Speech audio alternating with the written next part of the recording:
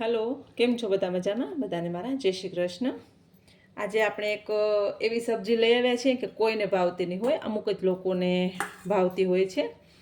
તો કારેલાનું શાક લઈ આવ્યા છીએ આજે આપણે. પણ આ રીતે બનાવશો કારેલાનું શાક તો એકદમ ટેસ્ટી બનશે અને કડવા પણ નહીં લાગે. ઘણાને એવું છે કે કારેલાનું શાક બનાવીને તો ખારું લાગે છે, કડવું લાગે, કડવાશ હોય. પણ હું જે રીતે બતાવું છું ને એ રીતે બનાવશો ને તો કડવાશ પણ નહીં લાગે અને એકદમ સરસ થશે. તો તેના માટે આપણે ચટણી લીધી છે, જે મેં આગળ બતાવેલી છે. લસણની ચટણી છે મારે, ડુંગળી છે, લવિંગ છે, સુગર છે, હળદર, મીઠું, ચણાનો લોટ અને કારેલા છે. તો પહેલાં આપણે કારેલાને મોરી લઈએ.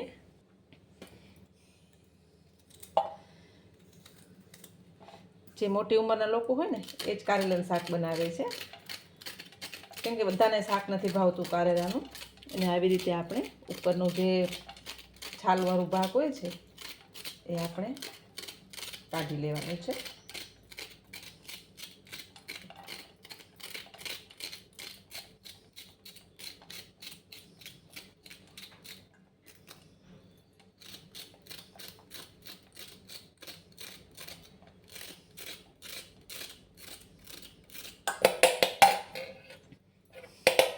અને કારેલામાં તો કેટલા બધા ગુણ છે એ બધાને ખ્યાલ જ હશે.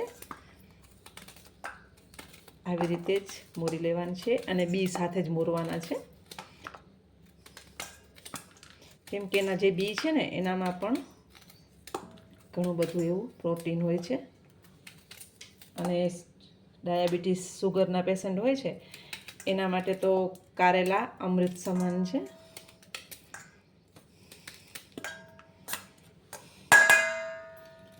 એવી જ રીતે આપણે બીજું લઈ લઈએ. હવે બીજું કારેલું થોડુંક મેં પાકું લીધું છે. જેના બી છે એ પણ આપણે આ શાકમાં નાખવાના છે, એ પણ ટેસ્ટી લાગે છે.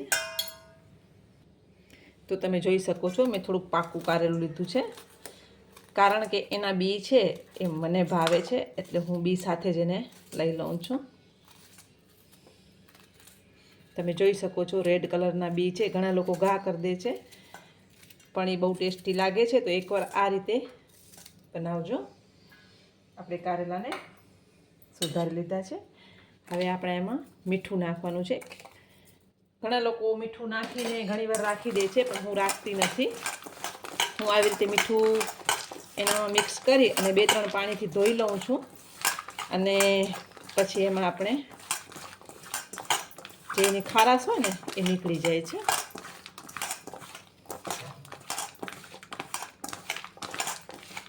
તમને રાખવા હોય તો 2-3 કલાક, અડધી કલાક જેવું તમારા પાસે ટાઈમ હોય તમે રાખી શકો છો, પણ હું નથી રાખતી. હું મારા ઘરે જે રીતે કરું છું એ જ રીતે તમને બતાવું છું. આપણે મીઠું લગાવી લીધું છે. હવે 2-3 પાણીથી ધોઈ લઈશું, એટલે જે મીઠું લગાવ્યું વધારાનું એ નીકળી જાય. આપણે કારેલાને 2-3 પાણીથી ધોઈ લીધા છે અને ચોખ્ખા પાણીમાં રાખ્યા છે. ઘણા લોકો ભરેલા કારેલા બનાવે છે. તે બનાવવા હોય તો કારેલાને વચ્ચેમાંથી બી કાઢી ઉપરની છાલનો ભાગ કાઢી લેવાનો છે અને ચણાનો લોટ છે એને શેકી એનામાં મસાલો બધો કરી અને પછી કારેલામાં ભરી અને બાફી અને પછી બનાવવામાં આવે છે. પણ અત્યારે આપણે કારેલાનું સિમ્પલ શાક બનાવીએ છીએ કે બહુ ટેસ્ટી બને છે. ચાલો વઘાર કરી લઈશું. આપણે કઢાઈ લઈ લીધી છે.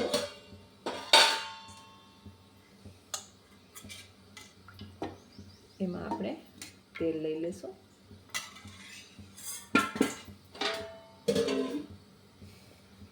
આ શાક એકદમ ટેસ્ટી બને છે અને એકવાર જો બનાવશો ને તો વારે વારે તમારા ઘરે બનશે. બહુ સરસ બને છે.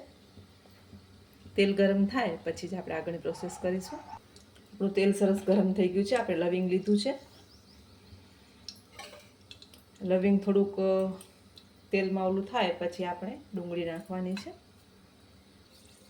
હવે આપણે ડુંગળી નાખી દઈશું. ડુંગળીને થોડીક સાંતળી લેવાની છે.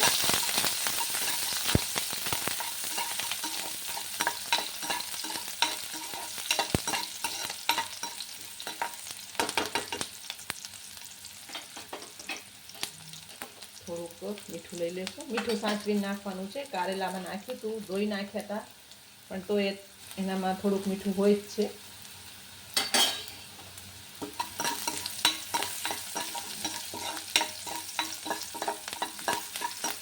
મેં આગળ કંટોલાનું શાક બતાવ્યું હતું એ પણ શાક બહુ સરસ ટેસ્ટી બને છે. ને અમુક શાક છે એ ચોમાસામાં જ આવે છે ને ચોમાસામાં જ ખાવાની મજા આવે છે.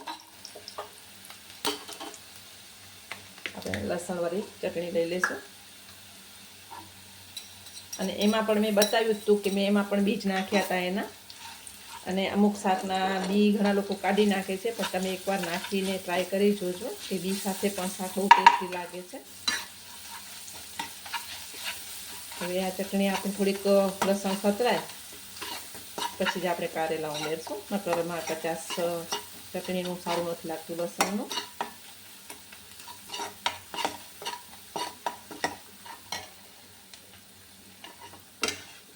હવે આપણે કારેલા જે ધોઈને રાખ્યા છે એમાં નાખી દઈશું.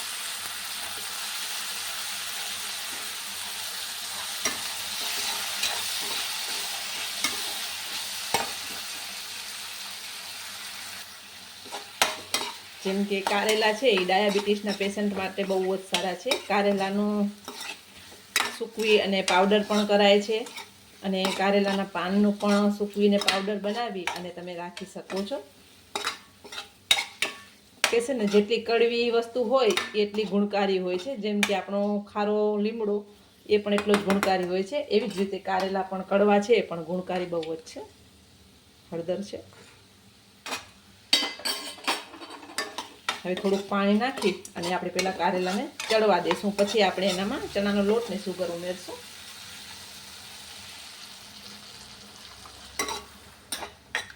થોડીક વાર આપણે એને ઢાંકીને ચડવા દઈએ.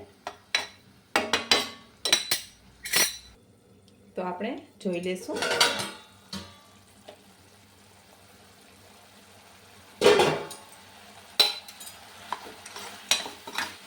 આપણા કારેલા સરસ ચડી ગયા છે.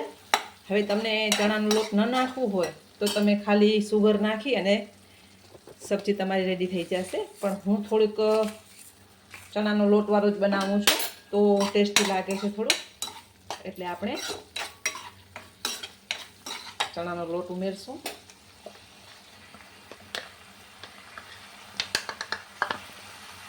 ચણાનો લોટ ઉમેરવાથી કારેલાની કડવાશ ભાંગી જાય છે અને શાક એકદમ ફરસો સરસ લાગે છે. તો આપણું રેડી છે એવું સરસ મજાનું કારેલાનું શાક. તો સર્વ કરી લેશું. તો તૈયાર છે એકદમ ટેસ્ટી એવું કારેલાનું શાક. હવે આ રીતે શાક તમે ઘરે બનાવશો તો કડવો પણ નહીં લાગે અને ટેસ્ટી લાગશે અને બધાને ભાવશે પણ. તો આ રેસીપી ચોક્કસ તમારા ઘરે ટ્રાય કરજો. સાથે મેં ગરમા ગરમ રોટલી અને છાશ, એટલે છાશ તો અમારે પીણું છે એટલે છાશ વગર તો હાલે જ નહીં અમને. એટલે છાશ અને રોટલી સાથે સર્વ કર્યા છે. તો ચોક્કસ આ રેસીપી તમારા ઘરે એકવાર ટ્રાય કરજો. બહુ સરસ બને છે. બધાને મારા જય માતાજી.